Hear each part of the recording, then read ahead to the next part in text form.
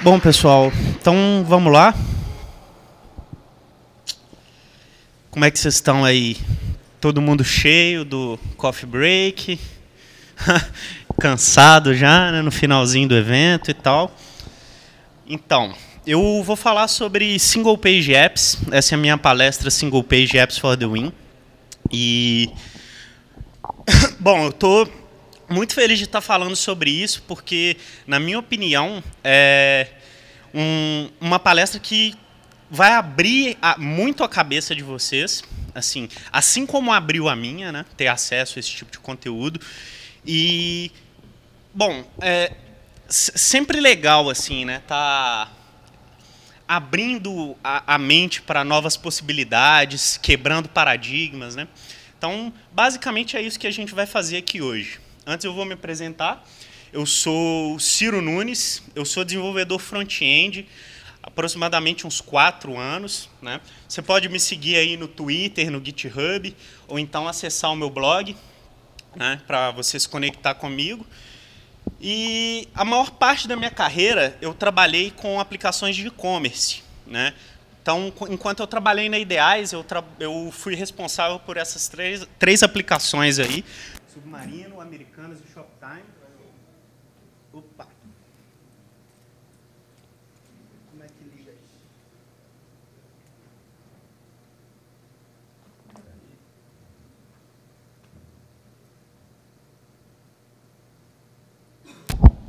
Beleza.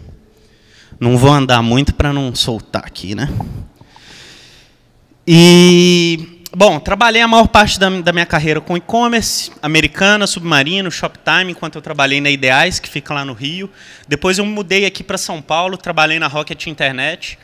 Trabalhei com essas aplicações aí, todas são e-commerce também. O site da Canui, que é o segundo no segmento esportivo, né? O e-commerce em segundo lugar no segmento esportivo. Waves Shop, Red Bull Shop, enfim, vários e-commerces. E depois eu fui para o Veduca, que é a empresa que eu trabalho atualmente, que é uma empresa de tecnologia da educação. Eu também organizo um meetup sobre o framework AngularJS, então está bem relacionado aí com o tema que a gente vai falar, que são Single Page Apps. O encontro já está no terceiro, fizemos o terceiro encontro, vamos para o quarto agora e assim, está muito legal. A gente fala sobre tudo, mobile, sobre internos do framework, fazemos dojos lá, enfim. Então, se você tiver oportunidade, estiver lá em São Paulo, recomendo você dar uma chegadinha lá nos nossos encontros, vai ser show de bola. Beleza? Então, Single Page Apps for the Win.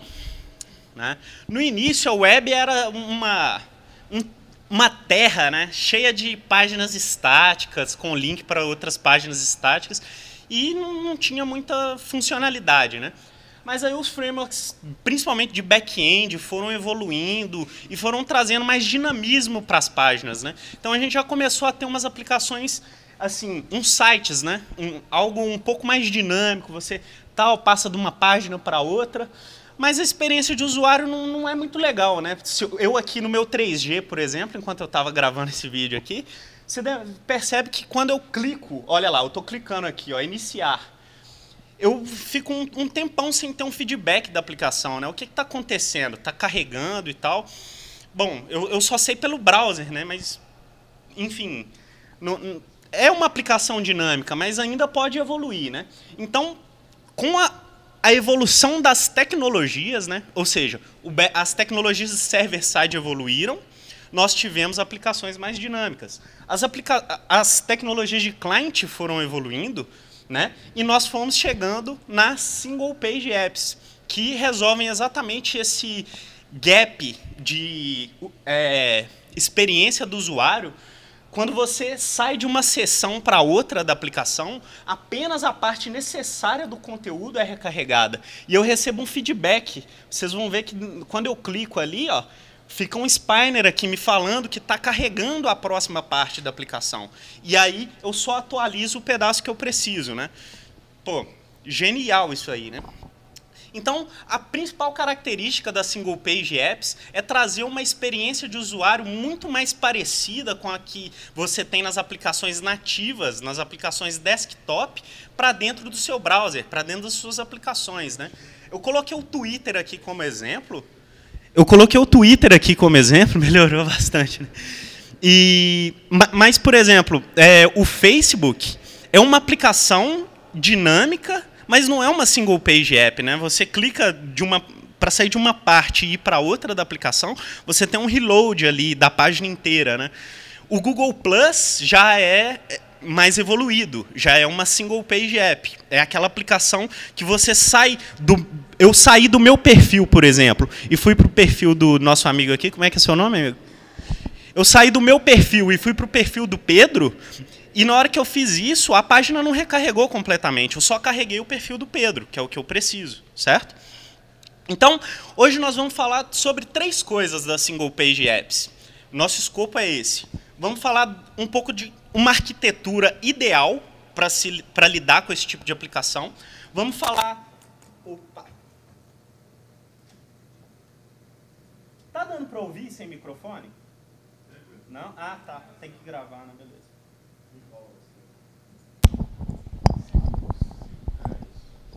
Show, valeu aí. Então, vamos falar sobre arquitetura, vamos falar sobre como começar, né? Então eu vou passar aqui meio que um tutorial para você começar a desenvolver suas single page apps, e depois eu vou dar algumas dicas de uns probleminhas que você vai encontrar no caminho, mas que são resolvíveis.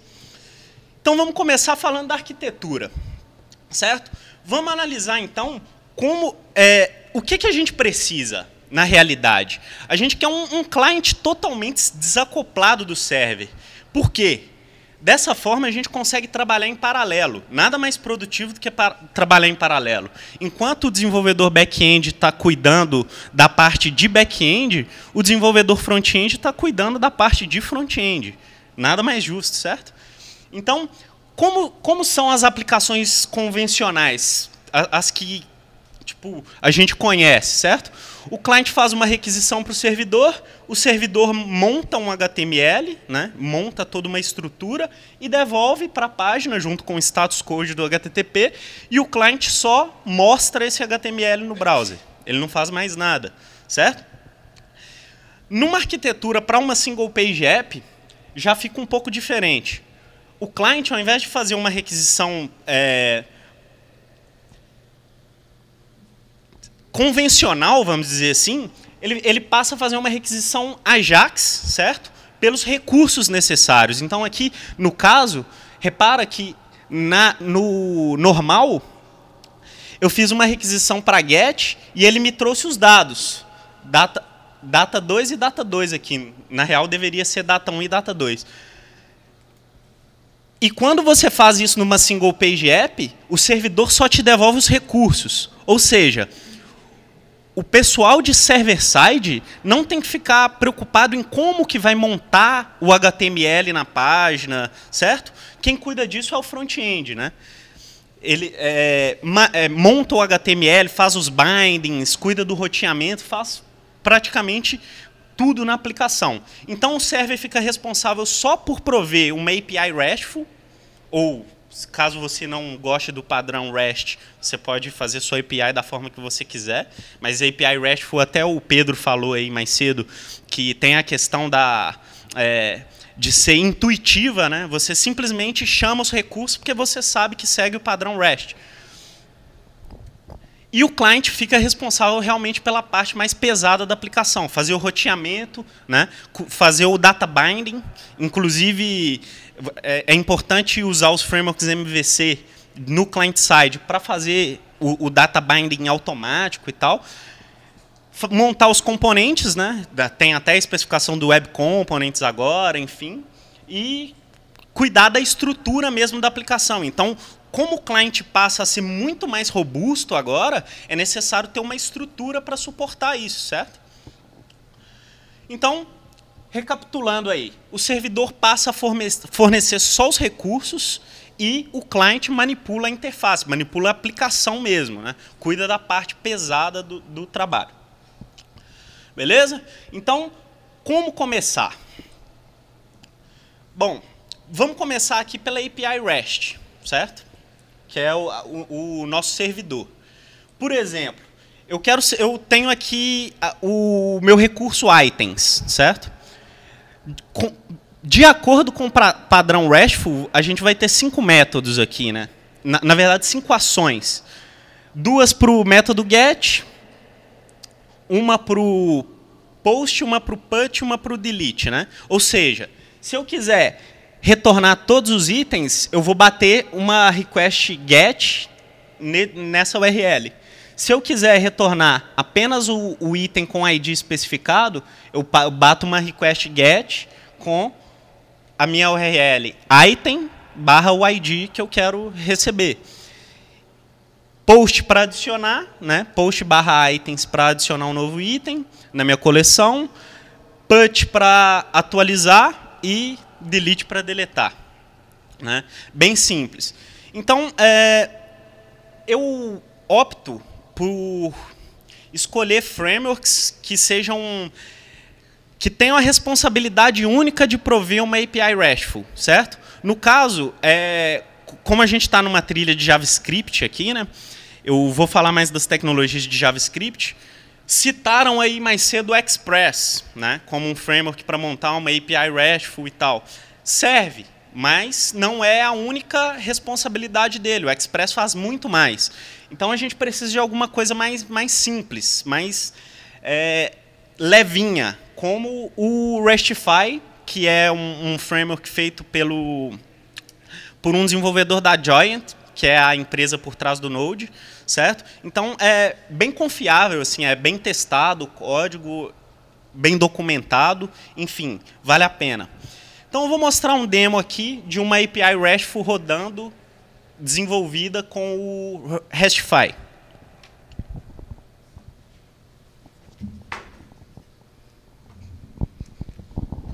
Vamos ver se eu vou conseguir aqui brigar com esse microfone.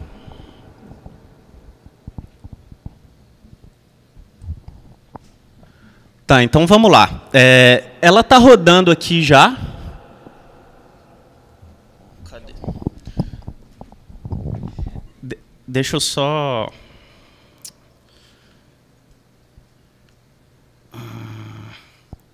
Eu vou...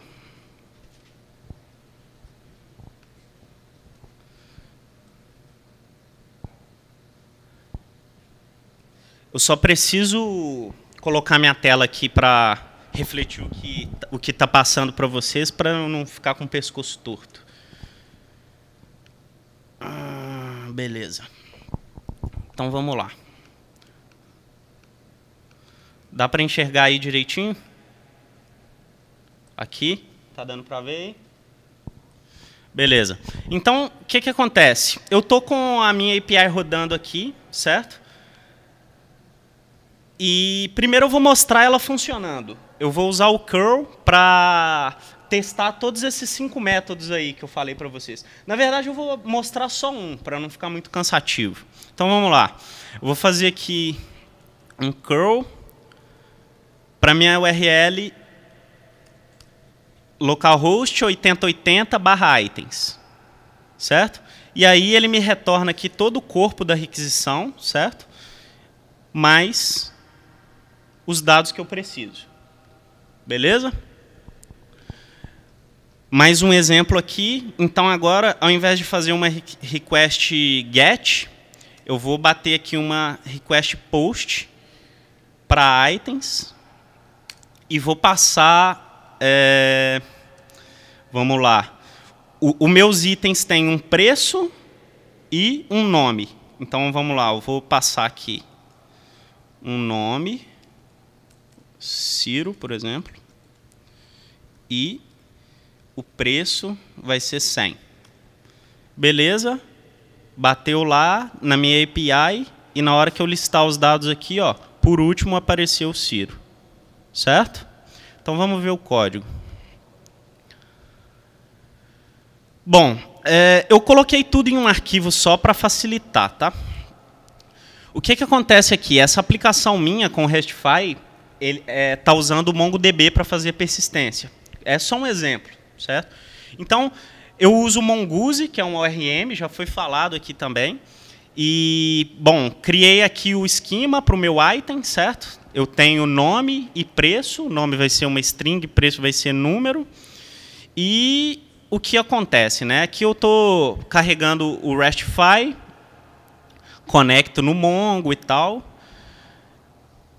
E aqui está as minhas rotas. Aqui estão minhas rotas. O que acontece? Eu vou ter 5 rotas aqui, uma para cada recurso lá, uma para cada ação que eu tinha falado lá da minha API. Então, get para barra items vai me retornar todos os itens. Get para barra item barra id vai me retornar um item só. Post, put e delete. Tudo aqui, né? Direitinho. Então, minha API nada mais vai fazer do que ir lá na minha base de dados, buscar os itens, todos, no caso, e devolver para o meu front-end junto com o status code 200. Né? No caso aqui, eu deveria passar em formato JSON e tal, mas para simplificar o exemplo, eu coloquei só passando os itens e um status code 200. Legal? Vamos analisar a do post aqui, né? Então, para o post, basicamente o que eu faço é criar um novo item. Os parâmetros que eu receber para request, eu vou popular esse item, as propriedades desse item, e vou salvar ele na minha base. Se não der nenhum erro, eu respondo para o cliente o corpo da minha requisição. Ou seja, se tiver dado tudo certo, eu vou receber um status code 200 lá e tudo certo. Posso passar para frente.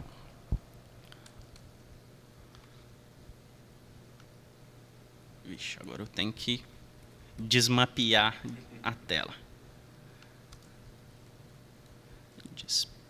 System. Displays. Show. Obrigado. Vai ter mais, velho.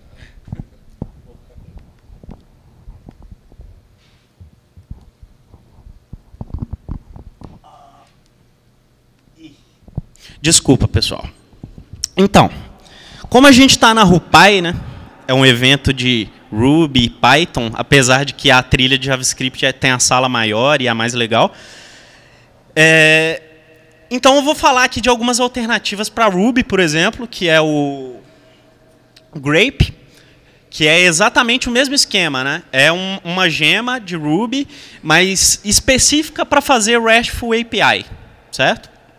E para Python tem o Flask, né? Flask RESTful. Ou seja, tem também o Rails API, tem o Django RESTful. Né? É interessante porque os próprios frameworks back-end estão muito adeptos dessa questão da single page app, né? Da arquitetura do servidor só prover recursos, ser só uma API. Tanto que os frameworks mais famosos de back-end estão interessados nessa linha. Né? Tem a Rails API, igual eu falei aqui, que basicamente tira todo o lixo do Rails desnecessário, né? E simplesmente provê uma API. Legal? Claro, se você estiver fazendo uma single page app, né, você vai optar por essas tecnologias. Beleza, falei do client, que não é muito a minha especialidade, né, me aventurei aqui. E agora eu vou falar do client, que é muito mais minha cara.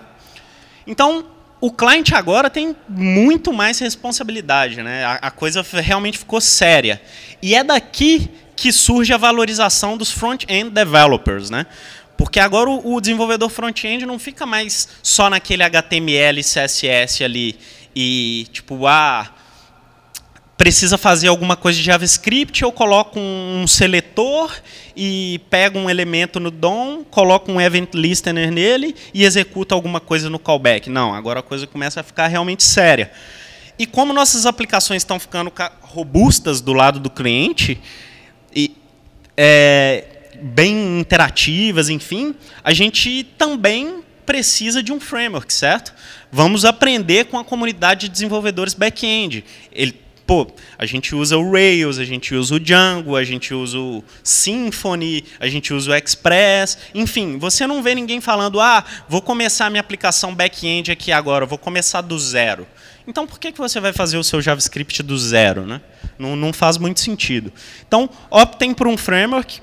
Eu tenho os meus critérios, né? Então, por eu ser muito adepto da filosofia de testes, eu optei pelo AngularJS, que também já foi falado aqui em várias outras palestras, né? Ou seja, isso mostra como que as coisas estão cada vez mais caminhando para o lado de single page apps, né? Dessa arquitetura desacoplada. Então, vou mostrar aqui um demo. O que é legal? Eu vou pegar a minha API RESTful, que eu criei aqui agora, e vou conectar ela com o meu cliente e vou exibir esses dados numa aplicação. Beleza?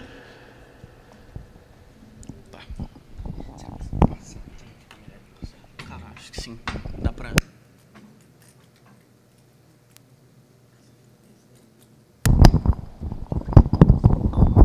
Vamos lá. Prometo que esse é o último.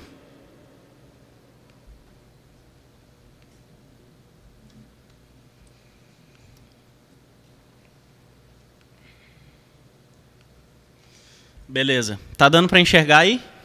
Ou não? Ok? Então, vou dar um spoiler aqui, né? Essa daqui é a aplicação rodando já. Basicamente, eu tenho uma tabela de itens, nada muito útil, e eu quero adicionar itens nessa tabela, né? O meu esquema é... O nome é uma string e o preço é um número, certo? Então, eu vou adicionar aqui, sei lá, Ciro Nunes. Eu não estou à venda não, tá? Mas vou colocar um preço aqui. Beleza? Então, na hora que eu fiz isso, vamos lá, de novo. Ciro Nunes. Na hora que eu fiz isso aqui, vocês percebem que eu estou disparando uma XML HTTP request, ou seja, Ajax, certo? Vamos dar uma olhada aqui no corpo dessa request.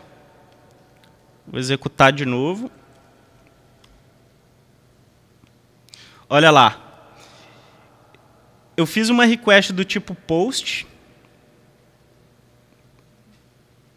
Cadê? Aqui. Dá para enxergar aí, pessoal? Ou está muito pequeno? Então, eu fiz uma request do tipo post para /items, certo? E o que ele me retorna? Nada. Porque ele simplesmente ou é ok ou é não ok, certo? Então, a única coisa que ele vai retornar para mim aqui é um status code 200, falando que a requisição deu certo. Enfim, aí eu faço o que eu precisar do lado do meu cliente. Vamos ver aqui o código.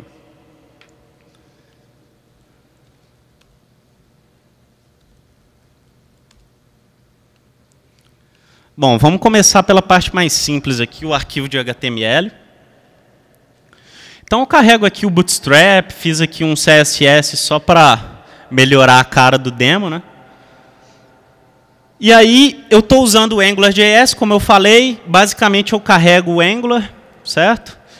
Coloco aqui uma diretiva de NGApp para a aplicação RuPy. E aqui dentro tem o NGView. Repara uma coisa, o NGView é basicamente um placeholder para minhas rotas. Como que isso é possível, né? Eu vou fazer o roteamento do lado do cliente. Por causa da History API do HTML5. Então, basicamente, eu consigo trocar o URL na minha aplicação via JavaScript, né? Então, o que acontece? Eu disparo uma request HTTP, troco a URL e dou um update no meu DOM. É só isso que eu preciso, certo? Então, vamos dar uma olhada aqui agora no código mesmo, né? Bom, eu carrego a minha aplicação, né? A aplicação RuPy. Estou passando como dependência o ng-route, que é o módulo para fazer o roteamento do Angular. Ou seja, o Angular é bem desacoplado, né? Então você pode optar por usar o roteamento dele ou não. No caso aqui eu optei, né? Então basicamente eu estou definindo duas rotas aqui, uma rota barra que quem vai responder por ela é o meu app controller e o meu template URL main.html. Então vamos ver como é que está isso. O main.html, o que tem lá? Basicamente o meu formulário, certo? Para adicionar itens e a listagem dos meus itens, certo? Eu uso o ng-repeat aqui para iterar na minha coleção. E aí eu uso as expressões do Angular para exibir os valores. Tem esse filtro aqui bem legal que é o currency, né, para formatar em formato de dinheiro. E tem as ações aqui para deletar, né, delete item ou edit item, passando o ID. E toda vez que eu submeter esse form, eu vou executar o método add_item. Beleza? Então, a minha rota principal da aplicação, toda vez que eu bater em barra, que é a rota que eu mostrei aqui na aplicação rodando. Ah lá, a rota é barra. Eu vou cair aqui, no App Controller, certo? Na hora que eu entrar no App Controller, eu já tenho aqui de cara uma requisição HTTP GET. O que é isso aqui? É uma request AJAX, certo? Para o meu endpoint. Localhost /items. Essa requisição dando certo,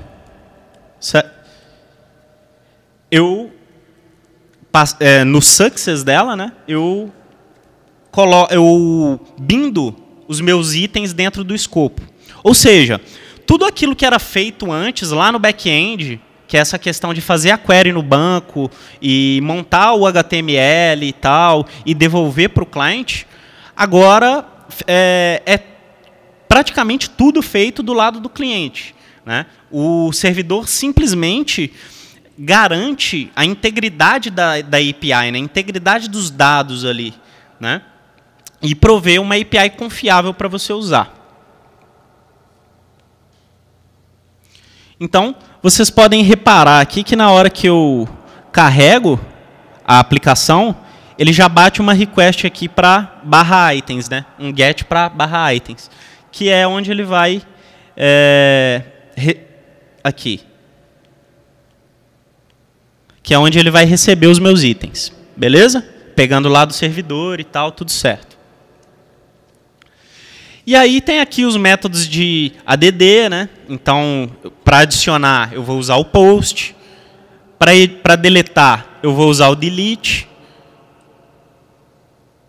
E para editar, eu vou usar o put. Beleza? É bem intuitivo, é RESTful, é muito simples. Então lá, aplicação rodando, né?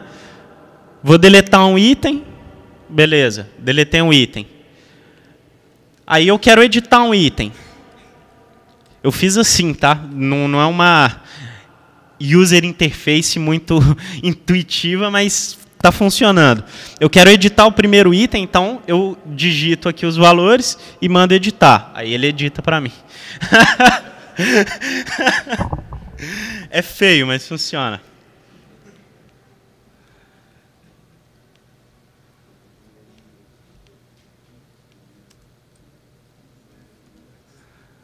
Então vamos lá.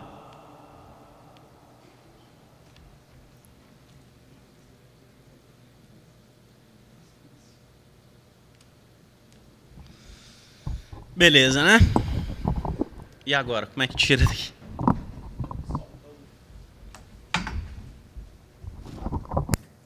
Beleza. Valeu.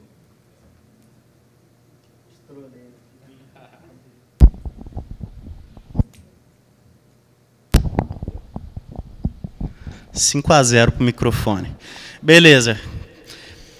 Legal. E, assim, muito bom, né? Você ter o seu server separado do cliente e tal, conversando via AJAX.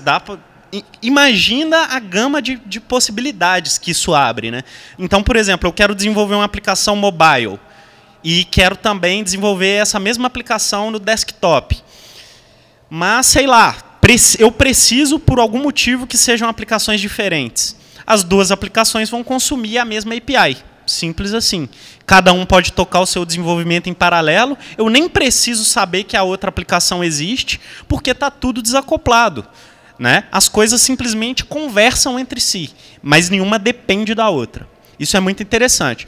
Então, para a gente ter aquela garantia de que está tudo realmente funcionando, que está tudo bem na nossa aplicação, a gente precisa de testar, né? A palestra anterior também falou muito sobre teste. O Pedro também falou bastante sobre teste aí na Node.js. Enfim, é muito importante testar o seu código, tanto do lado do servidor quanto do lado do cliente. Alguém aí realmente acha que testar o código é perda de tempo, é algo maçante, enfim, né? Então, para testar no servidor, eu deixo essa dica assim, né? Use o Mocha, se caso você esteja usando o Node.js, justamente por causa da natureza assíncrona, né? Se você precisar testar coisas assíncronas, com o Mocha vai ser muito mais simples. E use o Jasmine para o cliente. Por que eu falo use o Jasmine para o cliente? No meu caso, que gosto bastante do Angular, trabalho com ele, contribuo com ele. Assim, o Jasmine é uma mão na roda, porque já existem várias ferramentas do próprio Angular, né? Tem o Angular Mocks, por exemplo, que tem algumas funções úteis com o Jasmine, por exemplo, para você carregar os seus módulos e tal. Se sobrar tempo no final aqui, eu mostro um pouquinho, né? Então, guarda isso. Se você não conseguir guardar nada sobre testes, teste é muito chato, não sei testar, vou ver como é que é e tal, se amarra nisso. Vou testar coisas assíncronas com o JavaScript, usa o Mocha. Vou testar coisas síncronas, vou testar minha aplicação, usa o Jasmine. Falando de testes unitários, certo? Existem vários outros tipos de teste, né? Teste de integração, teste de regressão, enfim, você vai procurar aquele que atender melhor a sua necessidade, certo? Mas é muito importante testar tanto unitariamente quanto end-to-end, né? Vamos dizer assim, o teste funcional da sua aplicação. Você tem certeza que cada módulo funciona separadamente e que eles funcionam na sua aplicação rodando de fato, né? Então, eu até esqueci de colocar aqui, mas para o Angular, por exemplo, tem o Protractor, que é um projeto do próprio Angular, que é uma ferramenta para te ajudar a escrever seus testes funcionais. Mas, caso você não use o Angular, o Protector é em cima do WebDriver, do Selenium. Então, você pode usar o Selenium para automatizar os seus testes, enfim. O mais importante é que você teste, não deixe de testar sua aplicação. Então, como eu estou falando aqui, por onde começar, já leva isso na mente. Olha, eu tenho que testar o meu código. Deixa eu procurar aqui as tecnologias que vão me favorecer a testar o código. Certo? Legal. Então, dá para começar com isso, gente? Acho que dá, né? Tipo, quando peguei ali, tem uma API, conecto com ela, certo? Começo pela API, depois faço ela conversar com o meu cliente. Isso é interessante até porque eu consigo testar separadamente, ter ambientes totalmente separados, igual eu falei, né? Então, posso ter minha API REST em uma aplicação separada e fazer outra aplicação para o meu cliente, enfim, né? Então, eu vou dar agora algumas dicas de algumas pedras no sapato que vão aparecer eventualmente. A primeira delas é a que você vai encontrar logo de cara. Você quer fazer uma API e conversar com o seu cliente, você vai ter que compartilhar os seus recursos de origens diferentes, certo? E até pouco tempo atrás isso não era possível mesmo, né? Até a W3C chegar com uma especificação e falar, olha, precisamos trocar recursos de origens diferentes. E o suporte a isso assim, o que a gente precisa, do IE8 para cima, em todos os browsers funcionam. Então, é o último demo, prometo. Vou fazer com a cabeça torta aqui mesmo. A única coisa que eu queria mostrar era isso aqui, ó. com o RESTify é bem straightforward, né? É só colocar uma configuração para ele que tudo já se resolve, certo? E é essa configuração aqui, ó.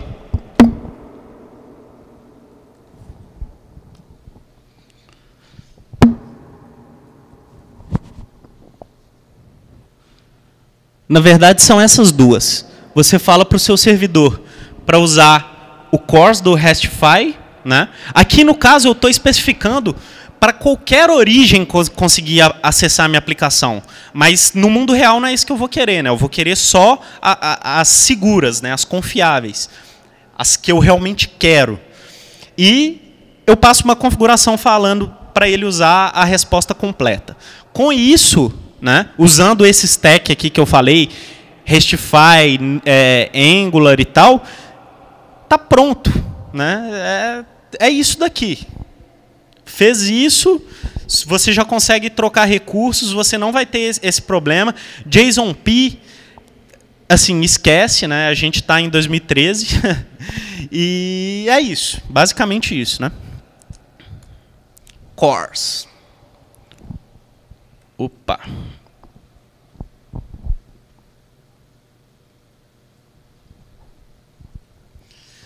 Como não está muito no escopo aqui falar de CORS, eu recomendo você dar uma olhada nesse artigo aqui, do HTML5 Rocks, que aí é bem de chavado mesmo, né? Explica como suportar o CORS no server, no client, caso você tenha um problema XPTO, assim, bem raro, ele te dá o caminho para resolver. Enfim, se você realmente estiver desenvolvendo uma single page app e esbarrar nesse tipo de problema, pode ir nesse artigo aí que provavelmente você vai conseguir resolver. Beleza?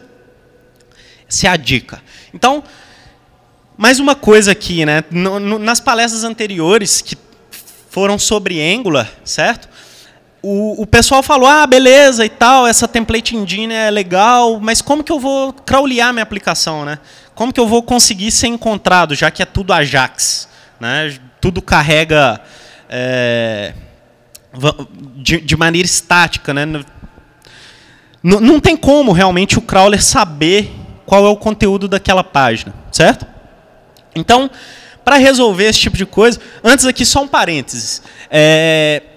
Primeiro, a gente está falando do desenvolvimento de aplicações, como Gmail, Twitter, Google+, esse tipo de coisa. Né? Todas essas que eu falei são single page apps, certo? Então, provavelmente você não vai precisar ser encontrado, né? Você não vai precisar se preocupar com SEO, porque você tem uma aplicação, certo? Aí você monta uma landing page para o pessoal encontrar o seu produto, enfim. Mas a aplicação mesmo não precisa ser crawleável. Mas no caso do Google+, por exemplo, e do Twitter, eles precisam de ser crawleáveis. Né? Imagina assim, eu quero encontrar o Sirdes aqui no Twitter. Aí eu vou procurar lá no Google. Sirdes Twitter e não vai me aparecer nada? Ou Sirdes Google+, não vai me aparecer nada? Não é uma boa, né? Então, para isso, o próprio Google desenvolveu esse paper aí, né? Making Ajax Applications Crawlable. E a técnica é bem simples. Basicamente você avisar para o browser, né, que você faz uma aplicação Ajax usando o Escape Fragment, certo?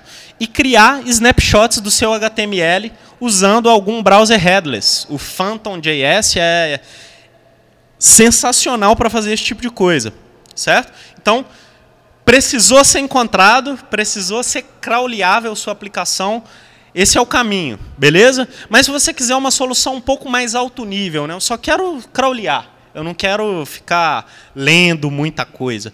Então, esse cara aqui facilita muito as coisas para a gente, né? É basicamente um módulo NPM, você instala, ele tem suporte para vários frameworks aqui, como o Express, o Ruby on Rails, enfim. Então, basicamente usar esse cara aí e tudo certo. Ficou crawleável, beleza? Prerender.io. E a última dica é sobre o workflow. A última dica é sobre workflow, né? Então, imagina o seguinte, eu falei aqui, vamos testar e tal, testar é legal, mas imagina, a cada linha de código que eu alterar, aí eu tenho que ir lá no meu terminal, rodar meus testes, esperar, ver se passou, aí depois eu mexo no meu código, volto no terminal, rodo os testes, isso fica muito cansativo, né? Realmente, é até uma desculpa para não testar. Não vou testar meu código porque, cara, toda hora tem que ficar indo lá no terminal, roda teste, falha, volta, escreve código. Não é muito legal. Então, para resolver esse tipo de coisa, tem algumas ferramentas, né? Nesse mesmo ecossistema que eu estou falando aí de Node.js, JavaScript e tal. O Karma, por exemplo, simplifica bastante você configurar a sua suite de testes. Então, eu estou falando bastante sobre o Angular aqui, mas a maioria das coisas que eu falei equivalem para o Ember, para o Backbone, para o Knockout. O Backbone só tem um problema, que é não ter o data binding, né? Então, você vai procurar por um Marionette, um Chaplin da vida. Mas o Karma tem integração com o Ember, com o Angular, enfim. Você simplesmente configura. Eu tenho até um arquivo de configuração aqui, depois eu mostro. Você fala assim, eu quero que meus testes rodem no Chrome, no IE8, no IE9, no IE10, no Firefox. Tá, só quero esses. E no Safari, por exemplo. E aí eu seto uma flag lá, AutoWatch para True, e toda vez que eu alterar um arquivo, o Karma já sabe disso automaticamente e roda os meus testes, certo? Mas para simplificar ainda mais o workflow, para fazer scaffold da aplicação, né, ou bootstrapping, enfim, o nome que você preferir, para configurar script de build, deploy, integração contínua, todo esse tipo de coisa, tem essa ferramenta aqui que é muito legal, que é como se fosse um assistente para o seu workflow, né, que é o Yeoman, é bem difundida já, são os engenheiros do Google que estão por trás. E eles usam essas duas ferramentas aqui, que são o Grunt e o Bower. O Grunt é um task runner e o Bower é um gerenciador de dependências para front-end. E, assim, fica muito simples, né? Por exemplo, eu quero começar uma aplicação hoje com esse stack aqui que eu estava falando, provavelmente tem algum gerador para ela, né? Que são os generators do Yeoman, que é basicamente eu chegar e falar, quero começar uma aplicação Angular agora. Ele vai lá, inicia para mim com a suite de testes configurada, tudo ok, prontinho, script de build, né? Então, se eu rodar lá um Grunt build, ou só Grunt, ele roda todos os testes, monta o pacote para mim, pronto para produção, e é só fazer o deploy. Enfim, o Yeoman tem várias coisinhas legais. Eu tinha até preparado um demo aqui, mas não vai dar tempo de mostrar. Se der, eu volto aqui, beleza? Mas a mensagem que eu queria passar mesmo aqui é, assim, é muito importante entender os conceitos, né? Por que fazer essa arquitetura separada? Por que tirar, por exemplo, todo aquele stack de Rails que a gente tinha, lá com Asset Pipeline, fazendo todas aquelas coisas bonitas com data remote e JavaScript no meio do HTML, aquela coisa maravilhosa, e trocar por uma coisa totalmente simples. HTML no HTML, junto com JavaScript e CSS, e server-side no server-side, né? É base de dados, é API RESTful, tecnologias de server para fazer o server e de front para fazer o front. Mas mais importante que isso, não vai começar do zero, não vai se aventurar e querer fazer as coisas assim na loucura. Procura os melhores projetos, procura aquele que se adequa melhor às suas necessidades, usa ele e, principalmente, contribui com o projeto. A maioria desses, todos que eu falei aqui são open source, né? Então você está lá usando, encontrou um problema, falar é muito fácil, né? Deu um problema aqui. O código é aberto, é só ir lá, abrir uma issue, ou então implementar a solução e propor, né? Outra, o código é aberto mesmo. Se o dono do framework não concorda com você, faz um fork do framework e leva ele para a direção que você quer. Beleza? Mas leva isso com você, né? A gente tem muito projeto bom, a gente chegou nesse nível de maturidade de desenvolvimento exatamente por causa da nossa comunidade. Então, vamos contribuir com ela também. Vamos, né? A gente está recebendo, então vamos repassar, ok? Vamos contribuir também com os projetos. Essa era a mensagem que eu queria passar. Então, agora é com vocês. Eu espero que, assim, foi uma palestra bem conceitual e bem rápida. Eu falei pouca coisa aqui, exatamente para manter a simplicidade. Então, agora é com você. Vai adiante, pega esse conteúdo, questiona, né? E, assim, eu espero que você realmente aproveita as coisas que eu falei aqui. E, assim, se a gente for tomar uma cerveja aí depois, a gente pode conversar depois, vocês podem me procurar aí durante o evento. Muito obrigado por terem vindo e valeu!